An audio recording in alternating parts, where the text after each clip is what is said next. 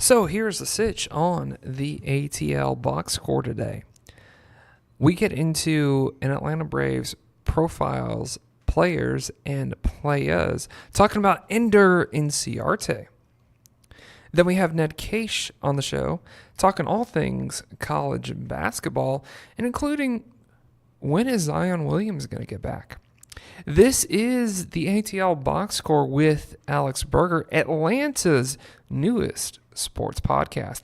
And you're listening to Pro Style Thursday. With starting a new podcast, people ask me all the time, Alex, where do you record your show at? Do you do it at your house? No, I don't do it at my house because of just a lot of different logistical factors. The place that I do it at is actually a place called Spaces, Midtown East. And Spaces is a co-working center where I get my show recorded and I get other work done. Co-working has been one of these new phenomenons in the private business sector that has popped up recently. And Spaces also has another brand called Regis, which is more of a professional brand. Spaces is more for creators like myself. But to tell you more about these special brands in the business world is Mr. Steve Choi. Thanks, Alex. I appreciate those kind words. We absolutely love having you and ATL Boxscore as part of our space. It's always great when we see you doing your work.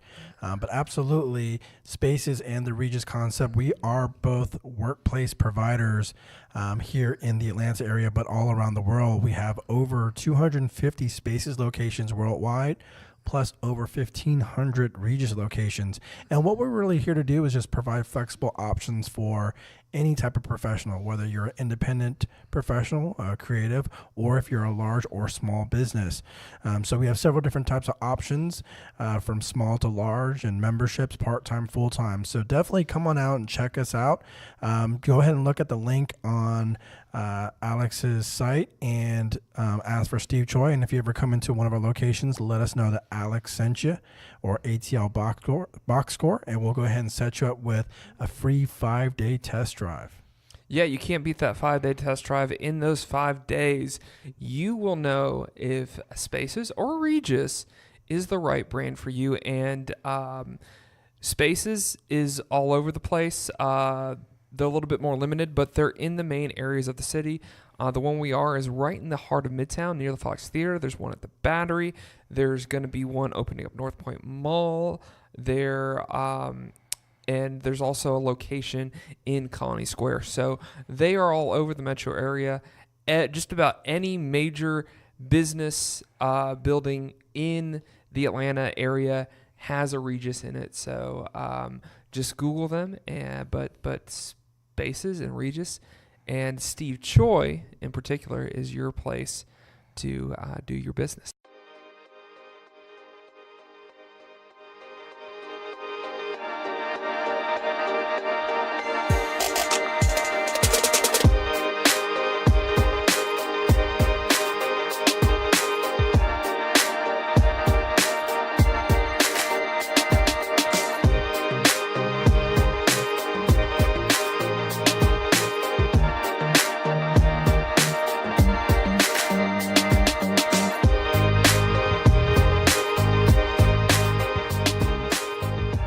Well, welcome back to a rainy Thursday morning. And again, we've seen this trend so many times. It was weird though, Georgia. I mean, not weird, but Georgia and Tech playing on the same night and having some sort of chance to have some positive notes to trying to end their basketball season on a high note, with Georgia playing Auburn, Tech playing Virginia. And they just didn't get it done. Which is expected because both of those teams were the favorites. And from a national standpoint, there's no reason why.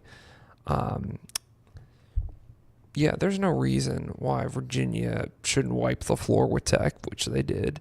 And Auburn played too close of a game with Georgia. But at the same time, as a Georgia fan, I liked seeing how close of a game was. They had the lead for probably, I think, like 2 minutes at one point in that game. And Auburn just took over and did what they did. Georgia made stupid mistakes. And that was pretty much all she wrote. I do like the future of Claxton. Now with Green getting Anthony Edwards, I know Ned Kaish is going to talk about this. I would like to see how Claxton and Anthony Edwards, how well they play together. So that'll be interesting development next year. And Georgia basketball. The thing about it is wait till next year. Right now with Georgia Tech, it's kind of like, I don't know where we go from here. Do we fire Pastner and try to get another head coach and try to do this thing all over again? Or do you stick with him and see ride out the storm that's going on right now and see where you go from here?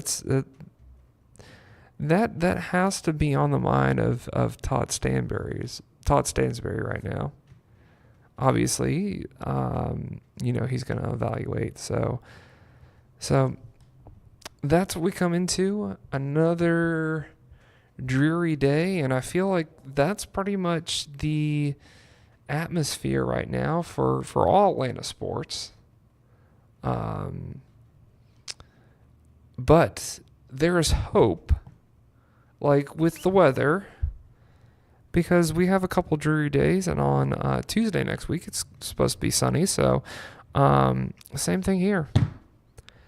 Atlanta United starts back, and they're still the favorites, and so we'll get some more energy. We'll get some more winning up in this piece. So, in case you're wondering what you stumbled onto, this is the ATL podcast, ATL Boxscore podcast with Alex Berger, and welcome to our what we'd like to call our midweek show that we usually release on a Wednesday. This time we release it on a Thursday, but we call it Pro Style Thursday. Or at least this show, we're calling it Pro Style Thursday. It's usually Pro Style Wednesday.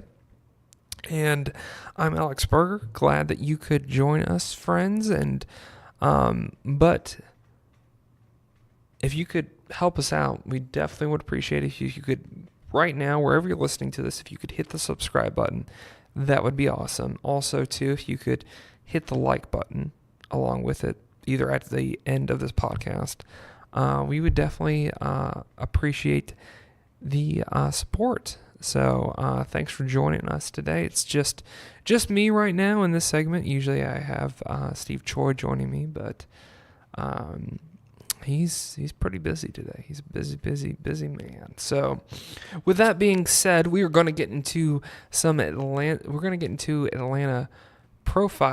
Braves profiles. Wow, I'm tripping over this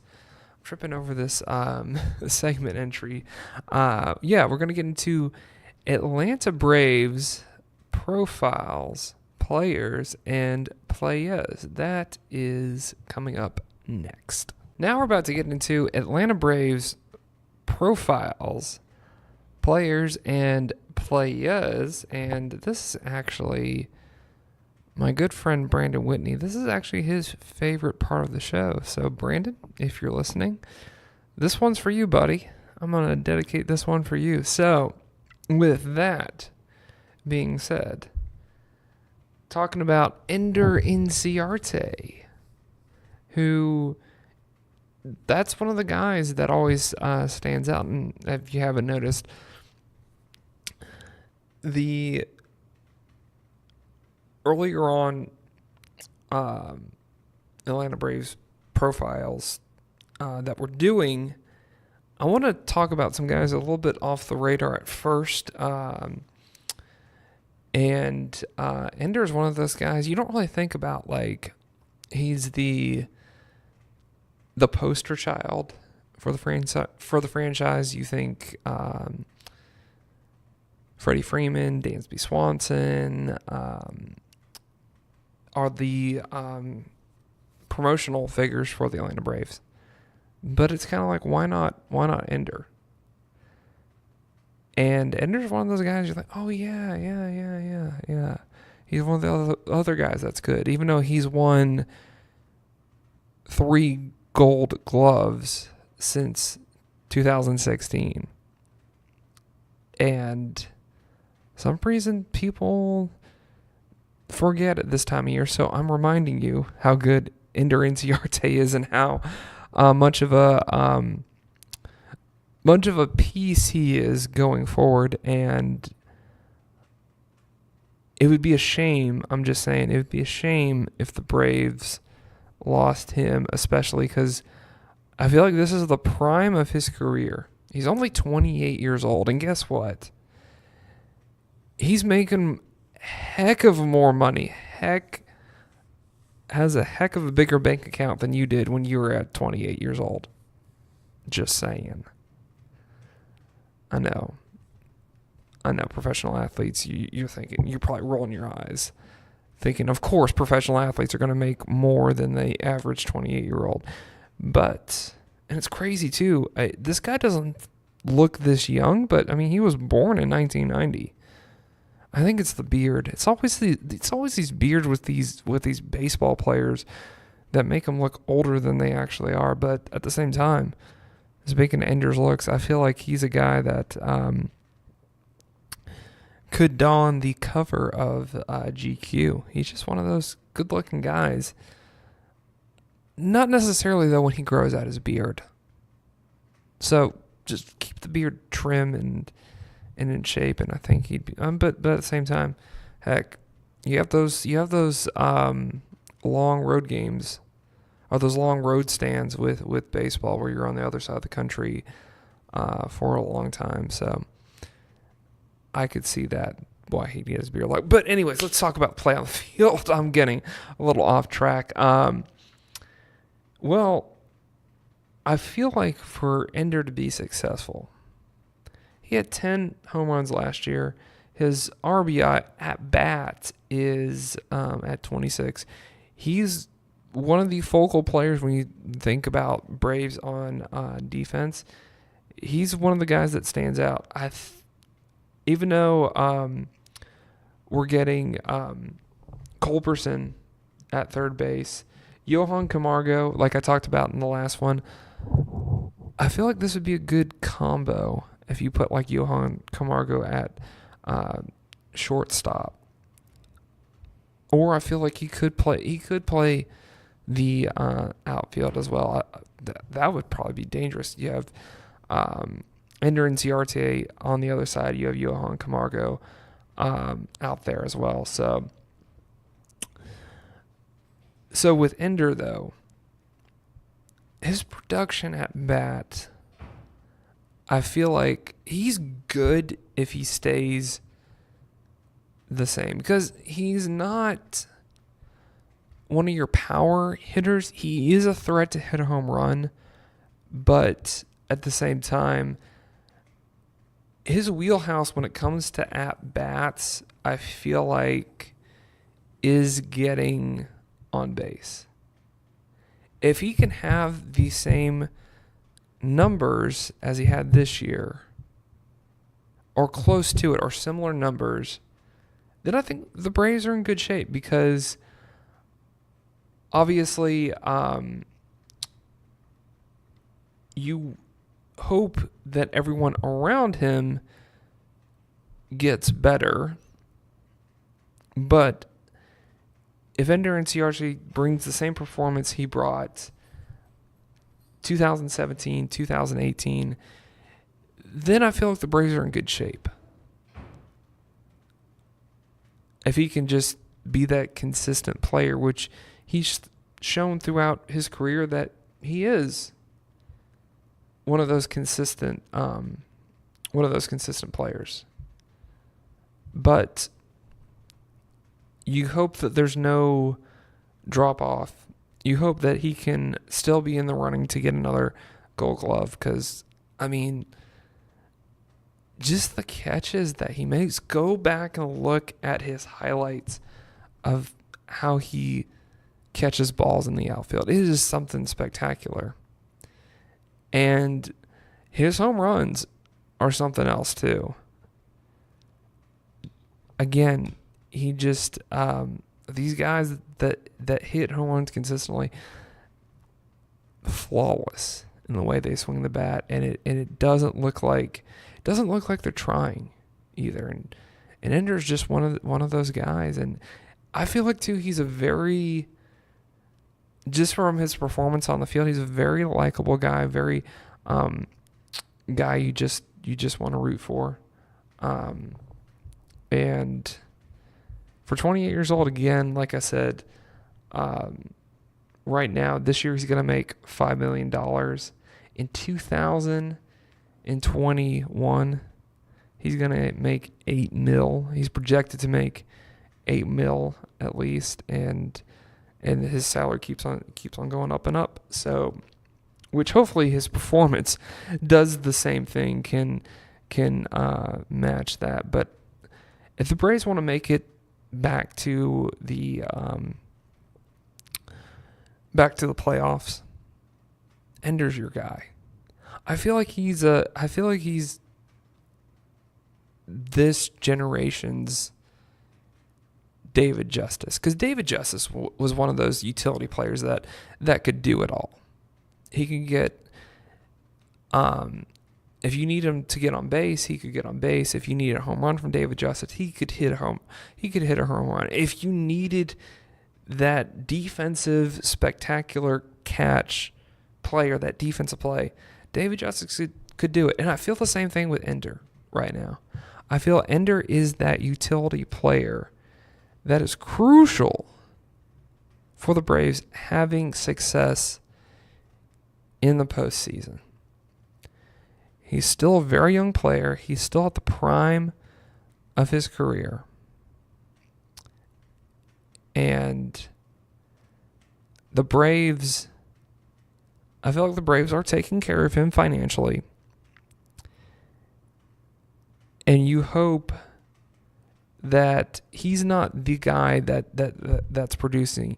You hope that the team around him, that Ender's setting the standard, and that the team around him is trying to live up to the standard that Ender produces. And I feel like when you have that combination, then the Braves are going to be successful in the postseason and get past the first round of the playoffs. Because to me, I mean, yeah, spring training right now is kind of going the way Brave spring training goes. Let's just be honest. Nothing spectacular has happened, but what does in spring training? I mean, it doesn't matter too much if they lose all their games, which I doubt they're going to do that in spring training.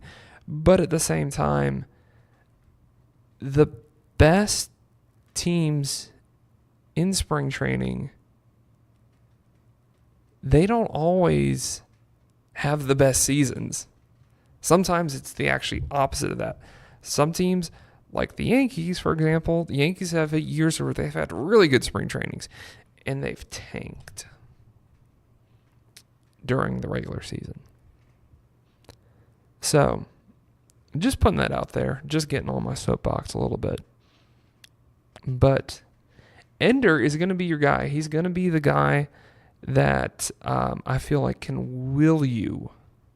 And I feel like he's going to will his team to the postseason, to beyond. And I feel like you get him taken care of and comfortable. You get another, you get a couple more guys in free agency next year, and oh my gosh, the Braves are going to be dangerous. I mean, I'm really I feel like the Braves are going to be really good on defense this year, especially with Culberson in the lineup. So, again, there's no reason why the Braves can't go into the postseason this year. To me, and Ender Inciarte is going to be one of the guys to get you there. Whatever, and it's one of those things too. Whatever needs to be done. If he needs to just get on base, he'll get on base. I mean, he had 61 RBIs last year. So 10 homers, which I'm really surprised. I thought he had more home runs than that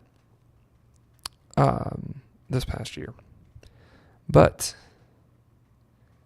Ender is going to be the man for the Atlanta Braves if they want to have success in the postseason. That's our Atlanta Braves players and Playaz. Just a month away. We are a month away from baseball. And I'm over here like, thank God for that. So, hope you enjoyed that segment, Brandon. Now, we are going to bring on Ned Kaish. And in case you're wondering, this is the ATL Boxscore podcast with Alex Berger. Be sure to check us out on social media. Also, to like us, especially if you like this segment. Comment on this. I want to get your opinion on what you think of Ender Inciarte. Put that in the comment section right now. So, with that, this is my conversation with Ned Kaish about college basketball here on the ATL Boxscore podcast with Alex Berger. Thanks for joining us today. Well, now we just want to bring on to the ATL Boxscore our college basketball guy, Mr. Ned Kaish, who's feeling a little distraught today in the last week or so. Ned, how are you doing today, man? We're doing pretty well. We're still, myself and I think every college basketball fan is still missing Zion Williamson from our life. But, not North Carolina fans. That's true. That is true. No, otherwise, doing pretty well. Ready for, we were just talking before we hopped on air about a week and a half left to regular season. Yeah. Do you think Zion Williams is going to have a case to sue Nike? No, not to sue Nike. I don't think so. I don't think it's going to be enough damages. He already has an insurance policy worth $8 or $10 million in place if something were to happen.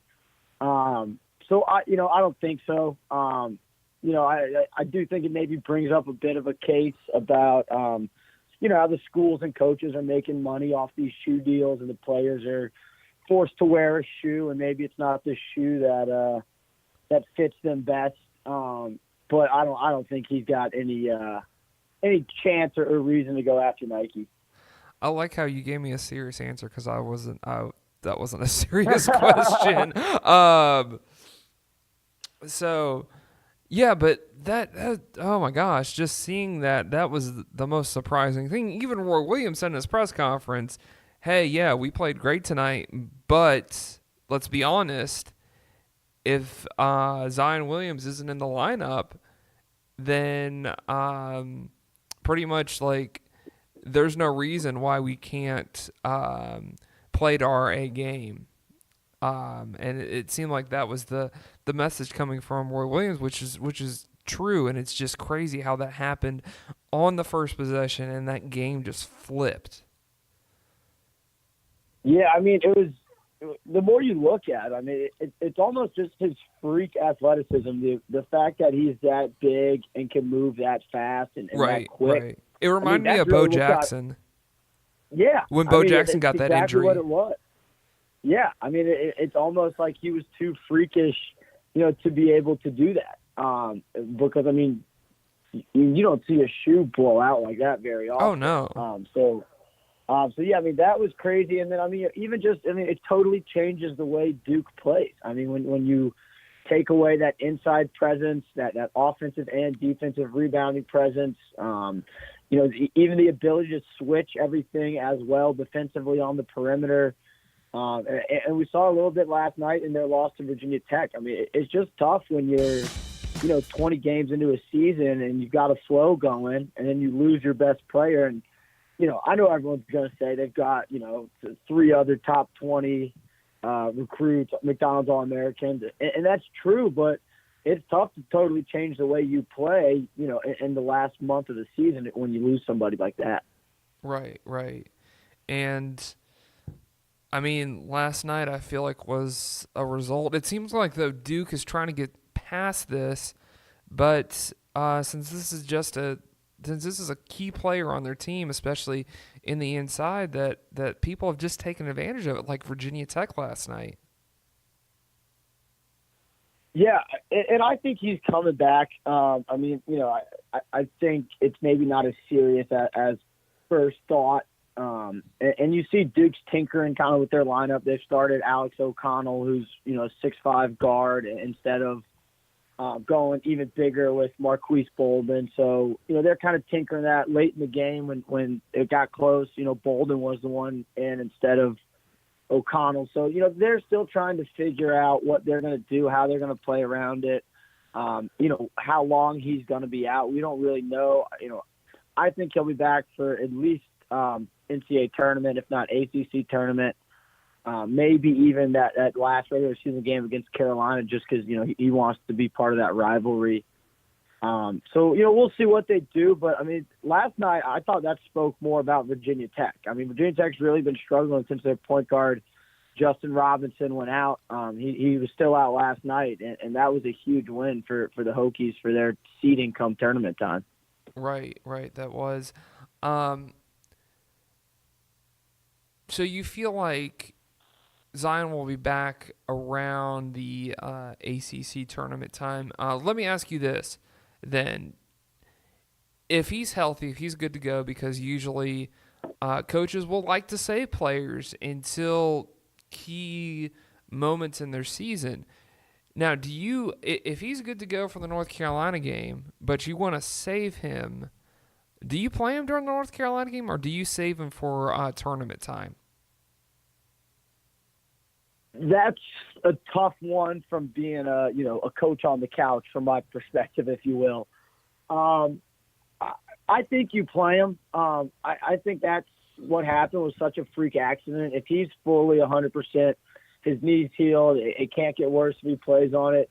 I mean, I think you play him. I mean, that injury that happened is so freakish and crazy. I don't think it's going to happen again.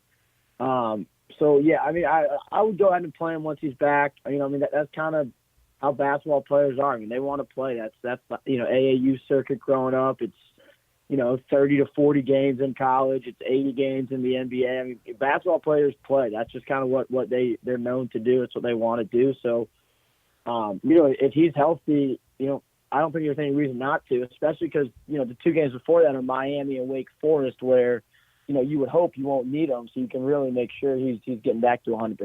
Mm-hmm. Now I just want to talk about the top 25, because there's been a decent amount of shifting. Like, you have North Carolina that jumped to number 5. You have Tennessee at 7 going in the other direction. But it seems like lately that once one of these big teams like Duke,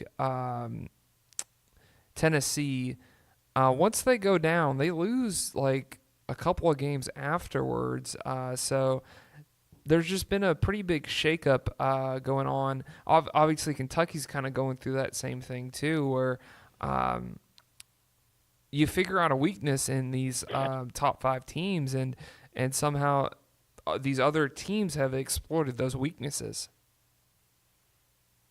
I think part of that is just kind of the conference disparity, where, and I mean that within each conference, because when you look at the Power 5 conferences and, where Duke's playing, where Tennessee's playing, it's top heavy. The top 4 or 5 teams in the ACC, the SEC, the Big East, they're all pretty good teams. And the bottom half is really pretty weak. So, Tennessee, for example, I mean, their two losses have come to Kentucky and Tennessee. They've lost two of their last three, but they've come to two top 10 teams. So I think it's a little bit just kind of how the scheduling works. Same with Duke. Their losses came to North Carolina and then Virginia Tech, who's a top 20 team. So I think the scheduling has a lot to do with it, and kind of when you're playing, the best teams in your conference, more so than kind of faltering down the stretch or allowing one loss to affect another is the way I see that. Do you feel like this also has to do with like maturity of teams? Like Kentucky losing back-to-back games? I mean, maybe a little bit with Kentucky, but I don't think Kentucky's as youthful as they have in the past. And as much as people kind of want to use that, that they have Hero and Hagens, who are the two freshmen, but PJ Washington, the sophomore, Reed Travis is I think fourth or fifth year transfer in senior. So they've got guys who've been there before. Obviously, Cal's got a ton of experience. So I don't know if that's as much what it is this late in the year. I think it may be just a little bit more that just some of these teams aren't ready to take every team's best shot night in and night out. And if you take one night off, it's going to show because every team is giving you their best effort. Now that Gonzaga is on top of is the number one team in the nation right now, do you feel like they could stay that way going into the NCAA tournament, or because I'm looking at their schedule right now and they should be undefeated, and I don't see why they're not going to win their conference tournament. Yeah, I think what hurts Gonzaga is their two losses are to Tennessee and on the road at UNC. So those losses aren't going to hurt anything. I think it's a little bit the lack of wins, big-time Tier 1, Tier 2, Tier 3 wins. They beat Duke and Maui. That was their big one. But, they beat Arizona, and they beat somebody else. I can't remember if I was looking at their schedule. Maybe Creighton, who normally would be, pretty good wins, but those teams are just a little bit down this year. And so I think that kind of hurts Gonzaga a little bit. After Duke, their next best win is probably Washington, which is a decent win. But, Washington's going to win the Pac-12, but Pac-12 is pretty down. So, I think if Gonzaga wins out, they'll stay as a 1 seed. I think the latest thing I saw was they would be the number 2 1 seed, with Virginia being the number 1 overall 1 seed. I think as long as Gonzaga doesn't falter, they should hold onto a 1 seed. Right. If there's a team right now out there that is going to be a surprise team that a lot of people aren't thinking, oh my gosh, I don't know, this team would be that high seeded come after conference tournaments, who do you think that team's going to be right now? Because obviously this is that time where the mid-range teams can make a push to get decent seeding into the tournament. Yeah, one team, you and I talked about a lot being down here in the Southeast, but I think will surprise people across the country is going to be LSU. I mean, I think LSU is lined up to get a top 4 seed, and I think that's going to pop off the page to a lot of people. So that's kind of who I think it would be. Even Washington, we talked about how down the Pac-12 is, but they're a pretty solid team. They could end up with a 4 or 5 seed. So maybe one of those teams. There aren't a ton of really good mid-majors this year. Looking at the top 25, the only mid-majors ranked are Wofford and Buffalo. And Buffalo's kind of got some buzz to them, so they're not going to sneak up on anybody. And maybe the other one would be Houston. I mean, despite being 26-1, how many people think of Houston as a college basketball program? And right now they're top 10 in the country. Competing for a 2 or a 3 seed.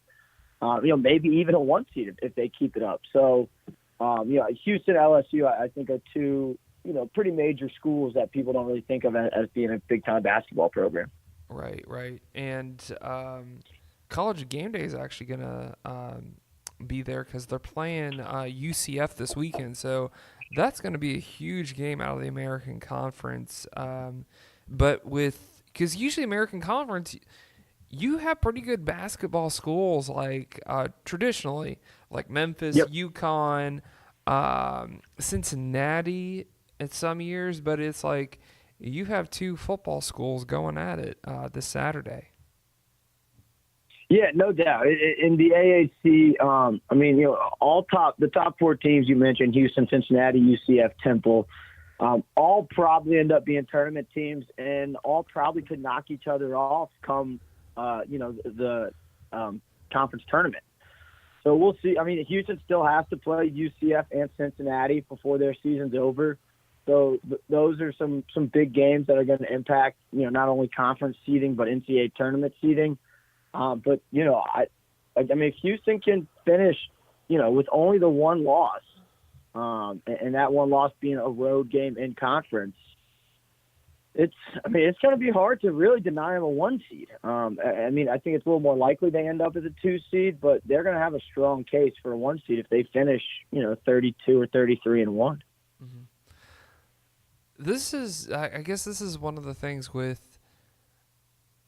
from a casual observer of college basketball, that everything's going to change, or I wouldn't say everything, but the whole college basketball landscape could change after these conference tournaments. I just want to know, is this something that you're used to, or does it frustrate you too?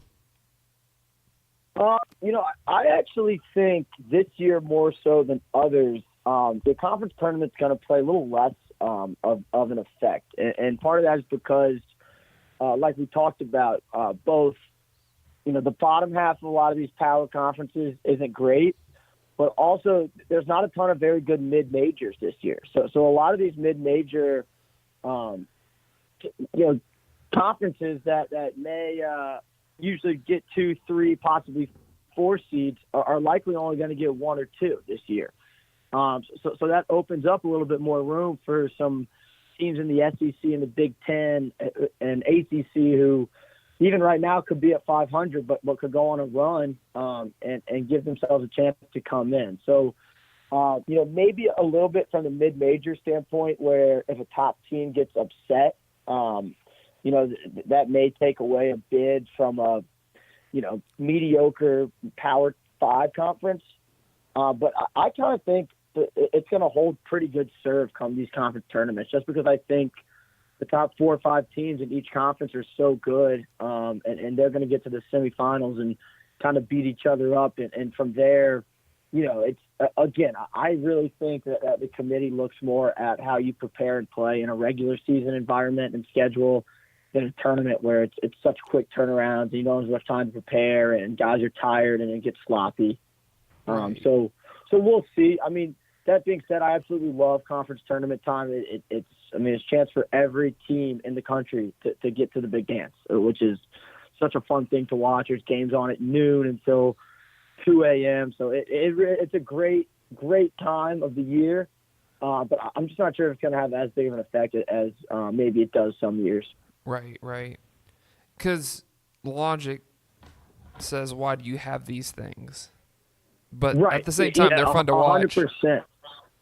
Exactly. A lot of people, are frustrated that that's how the automatic qualifier comes in is from the tournament. And the Ivy League is the only team that doesn't do a tournament. The winner of that regular season is the one who gets in the NCAA. So, I think for mid-majors, it's a little more frustrating because if you're on the bubble and you lose in the semifinal, but maybe you were your regular season conference champion and you can miss out, I think that frustrates some coaches.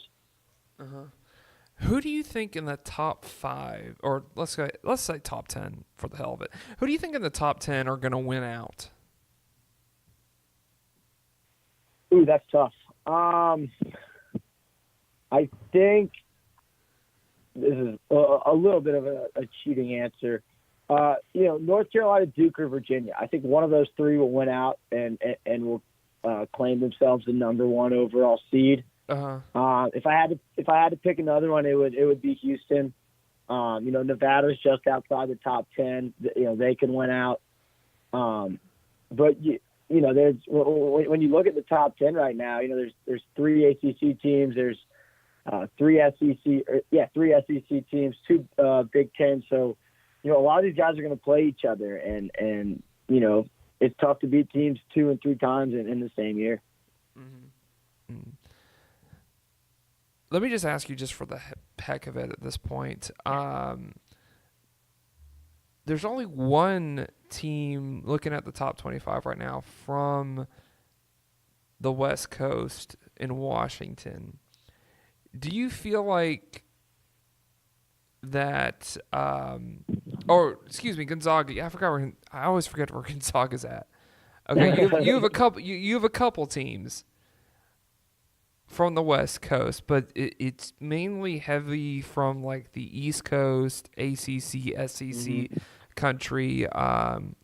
The Big 12 is in there. Big 10 obviously is representative.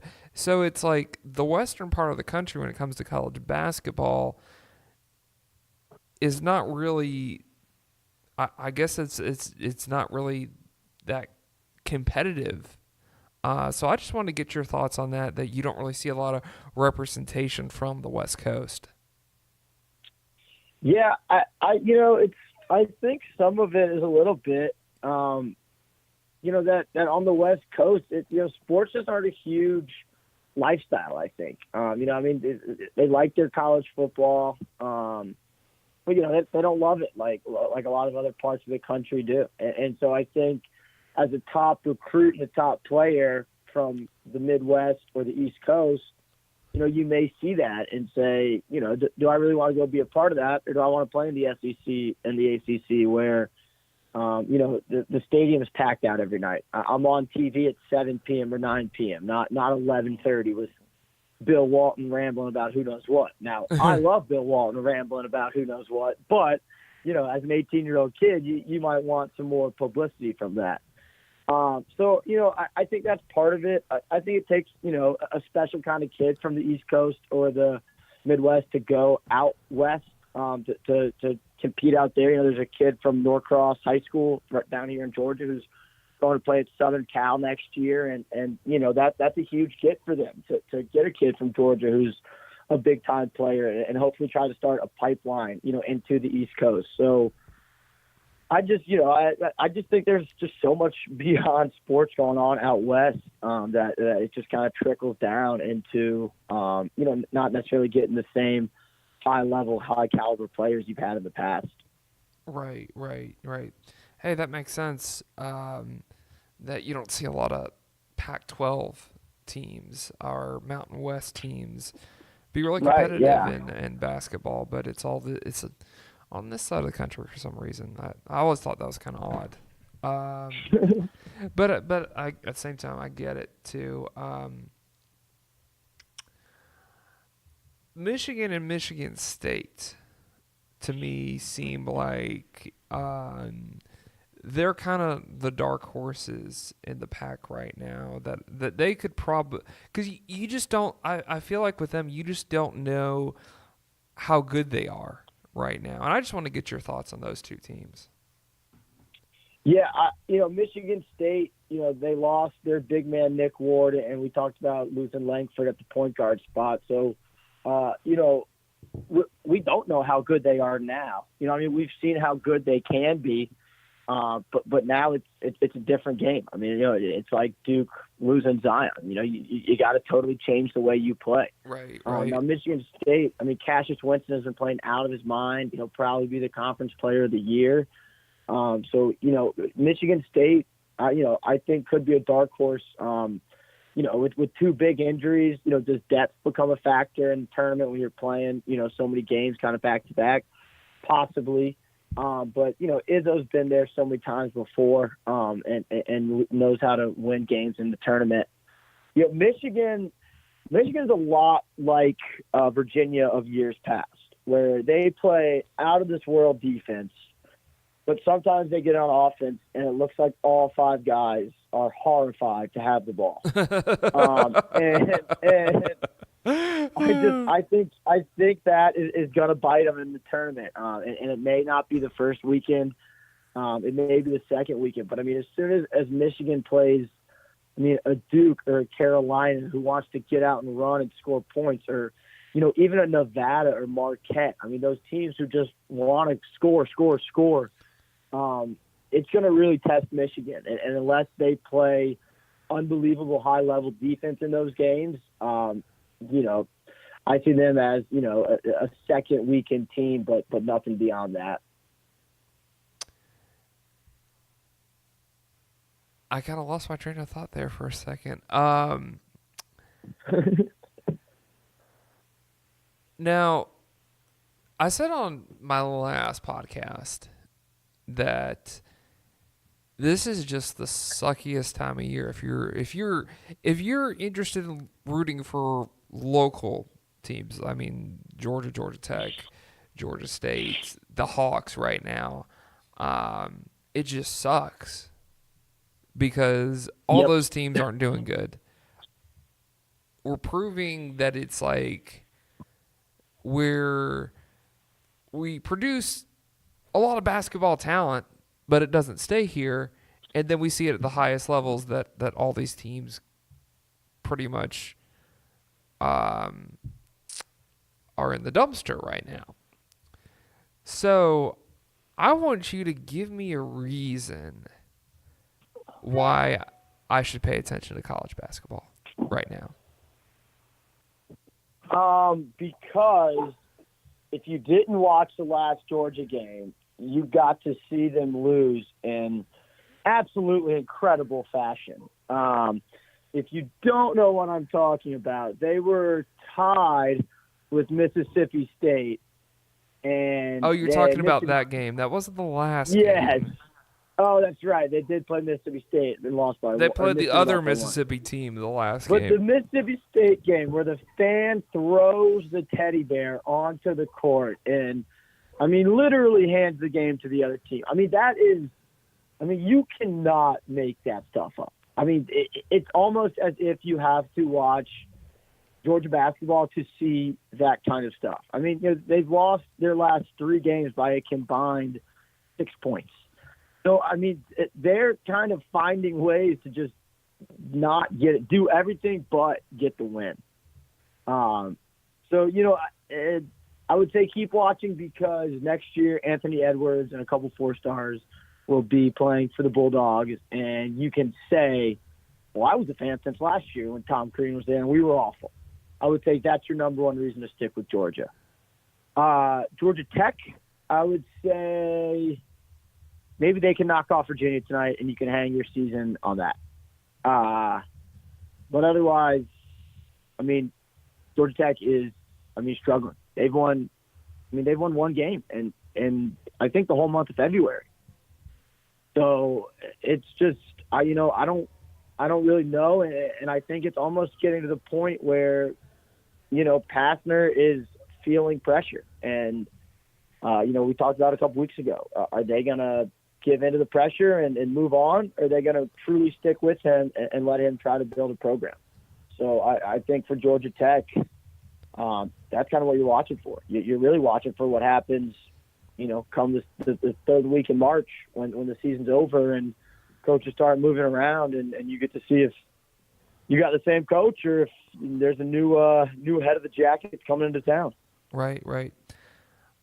I think you're going to see a lot of Tennessee fans come out. Sorry for being so depressing during that segment, but I'm trying to find the positives, Yeah, you're trying to find that silver lining. I'm trying to find it too.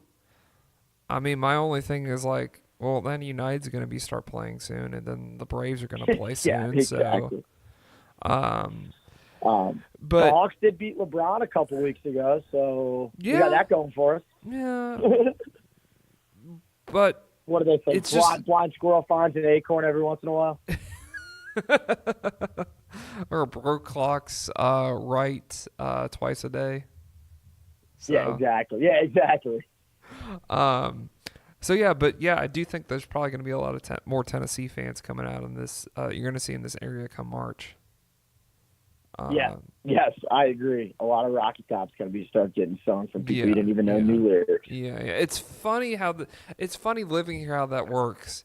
Since this is the epicenter of just college sports, mainly college football, but it's one of those things too where you, depending on what type of fan base you are, if you're one of the regional ones, then you start showing your face a lot more. Like when Florida was on their run, you would see a lot more Florida fans come out of the woodwork at that time. So I'm assuming you're going to see a lot more Tennessee fans. So be prepared for that. With that, what are you watching this weekend? Yeah, so this weekend, not too many crazy games, but definitely a couple noteworthy ones. I think the biggest one is the Kentucky-Tennessee rematch.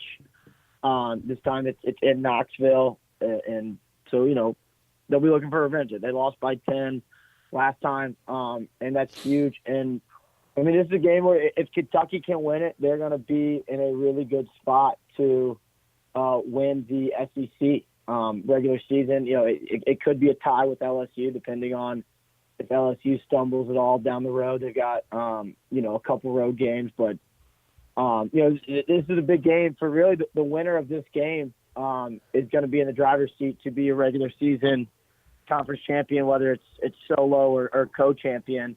So that's a big game. Just two other games, probably off people's radars. Houston, we mentioned 26-1. They're hosting a UCF team who's really good. Has PJ Taylor and Aubrey Dawkins, who are two really talented guards who can score the ball. They also have Taco Fall, who's like 7'6" on the inside.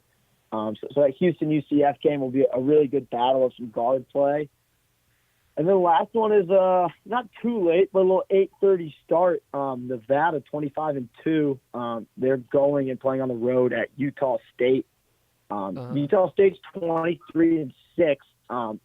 They don't have too many really sexy wins, but they've been taking care of business against the teams they need to, and they get a chance here to host Nevada and potentially tie for the conference and give themselves a chance at being in the NCAA tournament, even if they don't win their conference tournament. So those are the three big ones. Kentucky, Tennessee obviously is going to be the headliner, but UCF, Houston, and Utah State, Nevada are some kind of mid-major under-the-radar games that I will certainly be keeping an eye on. Well, that's what you got for your week-up lineup, guys. So a lot of good college basketball going on. Where can we reach you at on social media? Yeah, Twitter is kind of the go-to. It's at the real Ned Kaish. Find me on there. Hopefully not crying about Zion too much, but I like to have a little fun on the Saturdays, whether it's basketball, maybe a little lacrosse, but try to keep the Twitter active and popping for anyone who wants to jump in and follow. Well, thanks, Ned, for being on the show today. Absolutely, anytime. Well, we talked about Ender at the beginning of the show, and speaking of money and stuff and who's getting paid, Vic Beasley, in my opinion, is getting paid a little too much for what he does with the Falcons. Say what you want. Put that in the comment section if you have an opinion on that. I mean, he's getting paid way too much for just being not even a starter. So,